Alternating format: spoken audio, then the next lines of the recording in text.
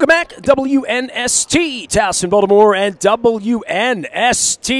We're at Super Bowl 53. Luke Jones riding shotgun off camera because he's shy. Right, Luke? I just have a face for radio. Face for radio. I've got to get dolled up if I'm going to be on camera. Well, all right. Well, you look good today. We'll get you over here. Brandon Lang from the movie 2 for the Money, 3 for the Show, 4 to get ready, and 5 to win Super Bowls in a row. Absolutely. Yes, very well done. Brandon joins us from time to time, and we talk all sorts of wagering proposition.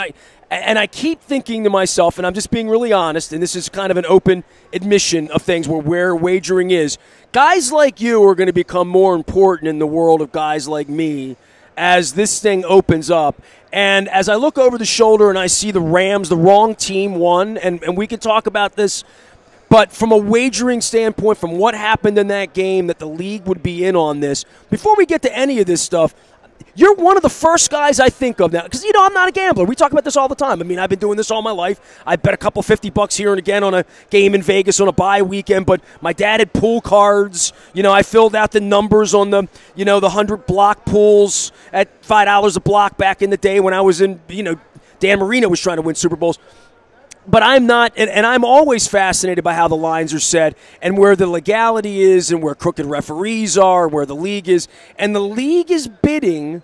The league used to love the field goal. It put it on a 3 penalty on the previous drive. It was blatant. It got tugged. You saw it. They didn't call it. It was 2nd and goal at the 3. That sets up 1st and goal at the 2. For all intents and purposes, the Rams are going to punch that in. Now it's 24-20 rather than 20-20 because they didn't catch that face mask. Now the Saints have to come back and play chess instead of checkers. Exactly. Gotcha. So that drive takes on a different tone. We probably never get the pass interference penalty. They got to score a touchdown rather than a field goal to win the game. He probably calls a different series of plays on that drive. I will go to my grave saying we never get that pass interference penalty. Be that as it may. Well, hold on. Are you a Rams fan? No, I'm just saying that next drive probably would have. Well, he lives in L.A., so I'm just saying. But at the end of the day, and I said this after the championship Sunday, we are a finger snap away from having Chiefs, Saints. And we'll talk about D Ford in a minute. But Saints fans should be upset because despite what happened, it's a blown call, but it didn't affect the point spread in any way. I get to yell at you every couple weeks. We do some radio together. Luke never gets a piece of this action, and you're just sitting over there. You want some of this, right? Well, I'm not a big bettor, so right. I'm curious to hear the trends and all of that. I mean, with Tom Brady again. Yep. Jared Goff and the Rams for the first time. Rams' first time since way back when Tom Brady was just getting started. Well, I'll just throw out what the Super Bowl trends are. Sean McVay is 10-0 straight up, 8-2 against the spread away versus teams that were an underdog in their previous game, which the Patriots were. Interesting. Okay? Super Bowl favorites of 5 points or less that had a bye to start the playoffs. 2-10 straight up, 0-5 straight up and against the spread if they were a dog in their previous game, which the Patriots were. 2 more for you. This is just Super Bowl trends favoring the Rams. Playoff teams that scored 100 or more points in their previous 3 games, which Patriots have, including 36 or more in their last game. 0-5 against the spread since 1980. Wow. Last but not least, teams that lost the Super Bowl the previous year since 1975 are 0-5 straight up and against the spread. Now, those are powerful numbers for the Rams. Now let me take your listeners back to the Patriots-Chiefs and give you some trends there that were in favor of the Chiefs. Okay? Watch this. Playoff teams coming off 3 straight home games, which the Patriots were, 0-13 against the spread as a dog of 3 points or less. That was the Patriots. Wow. 0-13 against the spread as a dog of 3 points or less. Playoff teams that won 15 or more games last year that scored 24 or more in their last game, they scored 40 against the Chargers, 0-11 against the spread. And teams that scored 40 or more points in their last home playoff game since 1996 were 3-24-1 against the spread. Those were all Chiefs numbers in their favor, and D. Ford said no. You can now make them 1-11 against the spread, 1-13 against the spread, and 4-24-1 against the spread. So no matter no matter what the numbers told you, because I had the Chiefs minus 2.5 in that game, and he lines up in the neutral zone. Essentially, what you did is you called the governor. You got a stay of execution. You pulled Tom Brady off death row. He threw his 3rd pick of the game. threw a horrible pick in the end zone. And the narrative completely changes from, oh, my God, the Patriot defense gave up 28 points in the second half. They blew a 14-0 lead. Tom Brady threw 3 interceptions. Oh, my God, the Brady-Belichick era is over. To, oh, my God, the Patriots are absolutely the greatest team known to mankind. Those last 2 drives by Brady. And that's what people don't realize. When D Ford did that, which coincidentally, you watch Pro Bowl? He lined up in the neutral zone of the Pro Bowl. Oh, come on with the Pro Bowl. I'm just saying. Watch a little bit. If D Ford lines up in the neutral zone, goes to the Pro Bowl. So the AFC lined up on the NFC. I get Guys it, on but offense what was I'm dogs saying and cats. is D Ford does it again. So D Ford's not getting a Christmas card from you next year. I don't think he's getting much from anybody. If I'm D Ford, I get out of Dodge in Kansas City because he is solely responsible for not the Chiefs going to the Super Bowl. But here we are. Brandon Lang's here, BrandonLang.com. Of course, the handicapper, the man, the myth, the legend, the movies, all that. McConaughey, Pacino, Al Pacino. No, I'm sorry. Wrong movie. Wrong. A little Dog Day Afternoon. That's fine. That's fine. Maybe a little Saturday Night Fever there too before it's all over with. For you with this game and with where Brady is, for you to knock the Patriots down a peg. This thing started pro Rams. It's gotten pro Patriots. Where is it? A couple of days out on the game. Because I'll just say this, and Luke, this is where you and I get some real sports radio in here as we mix in some gambling. We think this game sucks. I mean, we're not interested in it. It doesn't feel like there's a whole lot of people. The storyline. I mean, it's the Patriots again. It's just it's kind of not an interesting game, and I don't know what makes a good bet for this. Or from a gambling perspective, I have a feeling America's not all that interested in this football game. All right, so here's where Vegas made the mistake. Going into the divisional round, Vegas had the NFC -2 over the AFC. And essentially what Vegas was gambling on, because that's what they do, what they were predicting was we were going to get a Saints-Chiefs Super Bowl. You kind of always work off number one seeds. That's when they put the AFC versus the NFC in the Super Bowl, when the playoffs start, they kind of project what that matchup's going to be, and then they set the line accordingly. They felt we're going to get Saints-Chiefs, and if you get the Saints-Chiefs, the Saints are going to be -2. So you get to get the NFC -2.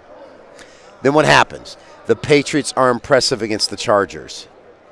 The Saints were not that impressive against the Eagles. Right. So they got a little nervous. They kept it at 2. Then you had the upset. You had the Rams upset the Saints, and you had the Patriots upset the Chiefs, and now Vegas is like, oh boy, now we have a problem. So they opened up, not wanting to admit they made that much of a mistake, they opened it up Rams -1.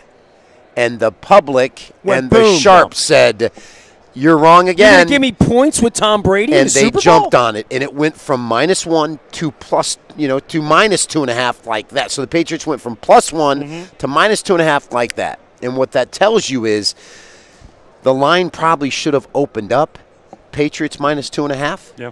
And Vegas made a huge mistake, and what Vegas did, they undervalued the Patriots again. And here we are with the Patriots again. Because people like me and Luke are bored with the Patriots. Yes. Right? So, I mean, and they are boring. There's nothing. Right, but in their 8 Super Bowls, they're 5-3 straight up, 3-5 against the spread. So their 3 Super Bowl covers, +14 against the Rams. Right. Won the game outright. -1 against Seattle. Malcolm Butler, incredible play. Brady came from 21-10 down, 2 fourth-quarter touchdowns. Won that game by 3. -3 against Atlanta.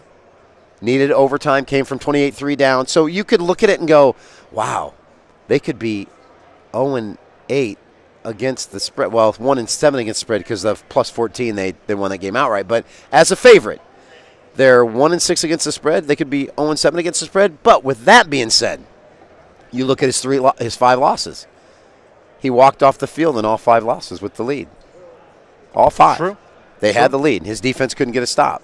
Now against Seattle, they got the stop. Against Atlanta, they got the stop. So it's the dynamic of the Patriots in the Super Bowl, every game is a close game. If you have the Patriots or you have the other side, you are sweating bullets the whole game. One of the interesting things to me is how they just slapped the Chargers a couple weeks ago. Because I don't think anybody thought they had a 35-7 halftime lead. No. Some Rams are in over their head on the offensive side. And I'll tell you why.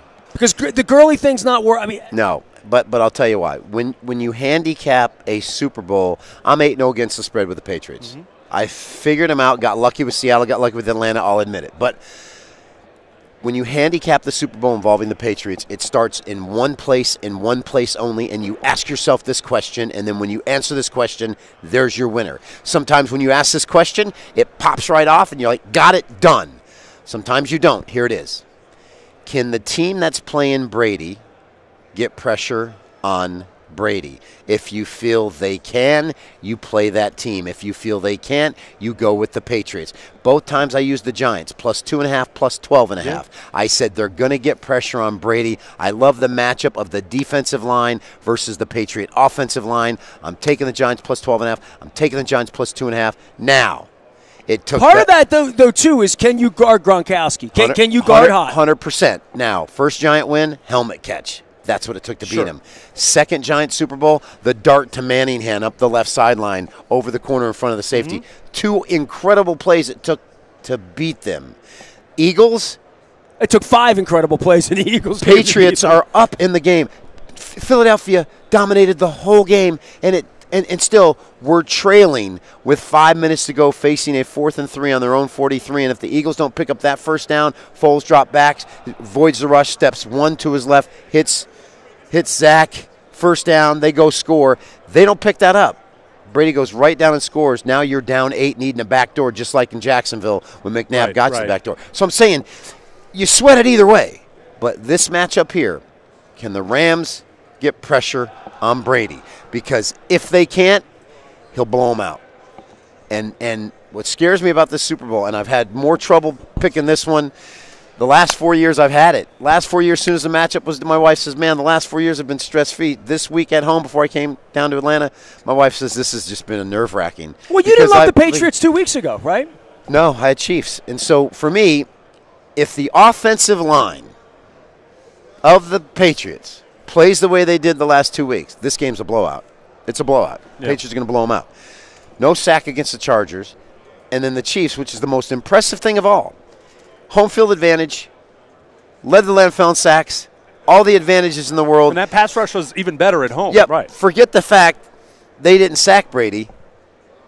They didn't touch him. Right. Yeah. With all those advantages. So Wade Phillips has got his work cut out for him, but I say all that and say this. Well, the Rams' defense was built for this game, for this matchup, right? This matchup, and they got it. That's where they spent all the money. Back to Aaron Donald.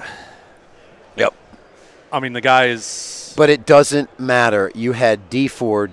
Listen, right. Chris Jones is no slouch. Sure. And what people don't realize is the last 2 drives the Patriots went on to beat the Chiefs, Chris Jones was out with a knee injury. So you took their best player out of the middle that Brady didn't have to worry about. True. And in the fourth quarter, until those last 2 drives, until he threw the pick that D Ford said, no, I'm going to give you another chance, they had been held to 10 points in the second half. So it was a tough place to play. The Chiefs had them on the ropes. The Chiefs beat them. Chiefs won. They're going to the Super Bowl. D Ford said, no, I don't want to go to the Super Bowl. Let me line in the neutral zone.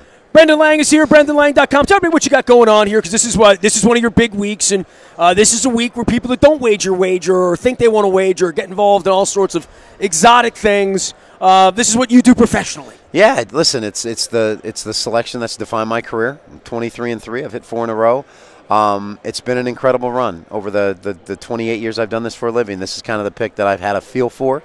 It's a pick I understand. It's a pick that I've put a process together that works, obviously, 23-3. So, well, the public bounced on it by a couple points last week, right? They did, yep. Opened up, like I said, 1. Now it's 2.5. So, I think I'm getting to the right side. I think I know what the right side is, and that's all you're trying to do in this game. Don't let what you just saw in the championship games affect how you handicap the Super Bowl. It's a separate entity. It's how these 2 teams match up. So it's not what you saw. It's what you think you'll see between these 2 teams. And so I think as it's winding down and getting closer, I think I know what the right side is, and I'm pretty confident that it'll be 5 in a row and 24-3 come Sunday night. Hey, Luke, what was the day that the Falcons Patriots game was played? What day? You Google that for me. Was that February 2nd, 3rd, 4th? I want to say 4th. It was this February 4th? Was 4th that the day of that game in Houston 2 years ago? 4th or 5th, yeah. So that day, I'm on the media bus in Houston. My wife did not go to that Super Bowl. She was still recovering from leukemia that year, 2 years ago. And because we were actually going to Australia, so she was like resting. I remember that. She was just chilling out. Yep. She was just chilling. She didn't come. We talked about that. February 5th. February 5th. Yep. So on February 5th, I'm on the bus from where I was staying downtown over to whatever the hell they call that stadium, Reliant H2K, I don't know what, next to the Astrodome. I'm on it, and I'm going to give a score. What was the final score of that game, Luke? It was 34-28. So I Facebook 11 o'clock in the morning. Here's my prediction. No way. 34-28. Wow. And I put it up on Facebook. I put it up on Twitter. So I called the score, right? So I did this. Wow. You didn't call 28-3 though. I called the final score dead on. So it's on my Facebook. So on February 5th, every year, when a little flashback comes back, a little time machine works on Facebook, it's going to pop up every year. And every year, I'm going to be able to share that I hit it. And since then, I'm done, dude. I mean, it's like I spiked the ball, and that's that. I've come close about 4 times, and I want to nail it, especially when it's my biggest selection every year. Sure. The 2 that stand out. Well, you got to put it on Facebook early in the day. I do. I put it everywhere. No, I put it everywhere so it's validated. But the 2 I want to bring up real quick. Atlanta, Denver. My final score was 34-20. If you remember the game, it's 31-6 with 5 minutes to go in the game. Mm-hmm. Atlanta scores 31-13. They onside kick with 3 minutes to go. They don't get it. Denver picks up like 2 first downs. Denver kicks a field goal, 34-13. It's funny you're mentioning this. I was at that game. When it was 31-6 is when I left. Right, okay. And when all this shizzle went down at the 2-minute warning, I was sitting at an Italian bistro in Fort Lauderdale watching it on TV. Okay, now watch this. Trying to avoid getting out of there. Meanwhile, you're trying to win a bet. I'm in Phoenix, and Ted Treva's playing on tour at the time, my good friend who played on the PGA Tour. They had a pool where everybody puts in the final score. Mm-hmm. Pool's worth like $20,000. I gave Treva the final score 34-20. So the whole PGA Tour knows Treva's got 34-20. So 34-13. Chandler gets it. They pick up 4 first downs, 2 on 4th down. They score 34-19. We're going nuts. I'm like, I did it. I finally did it. They're down 34-19. They're down 15. Kick the extra point. Dan Reeves goes for 2. No reason to go for 2. Now, great story. They don't get it. I have 34-20. It falls 34-19. He robbed me of immortality. Last year at Radio Row, I see Dan Reeves. I walk up to Dan Reeves. The security involved in this? I walk up to Dan Reeves waiting for my life lesson. Dan, why'd you go for 2? It was just a dumb thing to do. Thanks, Dan. I appreciate it. Cost me immortality. It was only $20,000. Yeah, but no, we won $20,000. Oh, you won the money. money. I wanted the exact final score. So. Oh, man, you're just being greedy. Anyway. There wasn't even any money involved in that story. No. There we go. There's a money guy with an honor story. There he goes. Brandon Lang, BrandonLang.com. You can drop the mic. Go ahead. You can go. I know you got to go. Yeah, Thanks, bud. We're Radio Row, man. You got live stuff to do. Drop it. There he goes. There it is. All right. Mic dropping officially there. Luke is here. I am here. It's all brought to you by our friends at LifeBridge Health Sports Medicine Institute. We're in Foundry Row in Owings Mills. They haven't put me on the billboard yet. I'm working on that. Ripken's on there. He's like 5 notches ahead of me. Luke, I guess from a Radio Row perspective, we talked a little bit about this game not being as compelling as previous. There is a little bit of it very much in Atlanta anyway. I mean, they don't have any rooting interest here, right? I mean, the city that's hosting rarely has a rooting interest. And, we were talking about enthusiasm one way or another. I don't know so much about that. I mean, it's so early in the week still, but is this really it for the Patriots, or are we going to be talking about them again next year? And in the case of Jared Goff and the Rams, you said that 3 years ago. Right. I mean, we've talked about that how many times? Is this a 38-year-old Tom Brady, a 40-year-old Tom Brady, a 41-year-old Tom Brady, and he's there. And on the flip side, as much as there's enthusiasm about the likes of Patrick Mahomes, Jared Goff, certainly way better than he was as a rookie, and his growth under Sean McVay has been really fun to watch. But am I really fully convinced that this is the start of the Jared Goff era? Well, if Jared Goff beats Tom Brady, then you start talking about him like that. Then we do, right. Because Eli Manning did it a couple times. And in fairness to him, I didn't think Tom Brady in 2001 was going to be the start of what this became over 2 decades. Neither did anyone else who passed on him through 5 rounds of the draft. So you never really know, but if this had been Patrick Mahomes against Drew Brees, so a young guy against the old guard, only flipped NFC and AFC, I think there would have been way more intrigue about this. Compelling matchup. it's. But the league's got Boston and L.A. We'll see what Jared Goff can do. Again, 2 years ago, he looked, and this is where, if you're a Ravens fan, bringing it back to a local connection, and maybe you're someone who's not as convinced about Lamar Jackson, you see what Jared Goff was as a rookie and how he looked like a complete bust.